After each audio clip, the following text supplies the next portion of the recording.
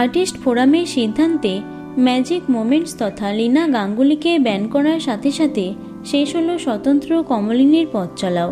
2025-এর 27শে জানুয়ারি শুরু হয়েছিল চিরসখা ধারাবাহিকটি।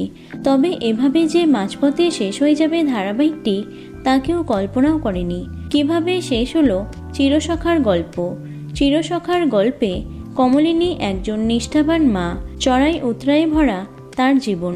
স্বামী চলে যাওয়ার পর স্বামীরই বন্ধু স্বতন্ত্রকে সে পাশে পায়। বহু জটিলতার পর তারা নতুন করে শুরু করেছিল জীবন। প্রথমে ট্রোলিংয়ের শিকার হলেও পরে স্বতন্ত্র কমলিনী জুটি জনপ্রিয় হয়ে ওঠে দর্শকদের কাছে। সকলের পছন্দের মেগা হয়ে ওঠে চিরসখা। টিআরপি তালিকাতেও ভালো ফলাফল করেছে এটি।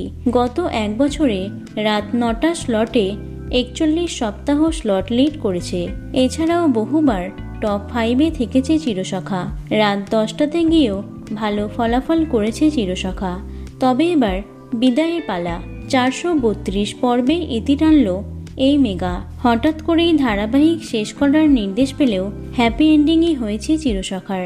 বর্ষা প্রেগনেন্ট হওয়ার পর ভালো হয়ে যায় সে। অন্যদিকে কমলিনীও ফটোগ্রাফি ক্লাসে ভর্তি হয়ে নিজের স্বপ্ন পূরণের পথে এগোয়। সবাইকে এক করে শেষ হলো চিরসখা। কোনো ধারাবাহিকই আজীবন চলবে না। তবে একটি ধারাবাহিকে দীর্ঘদিন কাজ করতে গিয়ে সকলে একটি পরিবার হয়ে যায়। হঠাৎ করে সেই পরিবার ভেঙে গেলে যেমন মন খারাপ হয়ে যায়, তেমনই অবস্থা চিরসখা পরিবারেরও। শেষ দিনের শুটিংয়ে মন খারাপ শিল্পীদের। 12ই এপ্রিল শেষবারের মতো সম্প্রচারিত হবে চিরসখা। 13ই এপ্রিল রাত 10টা থেকে সম্প্রচার শুরু হবে নতুন ধারাবাহিক সংসার সংকীর্তনের। তো বন্ধুরা, চিরসখা ধারাবাহিকটি কে কে মিস করবে অবশ্যই কমেন্টে জানিও। ভিডিওটি লাইক এবং শেয়ার করো। এছাড়াও টলি দুনিয়ার অন্যান্য খবর পেতে চ্যানেলটি অবশ্যই সাবস্ক্রাইব করে রেখো। ধন্যবাদ।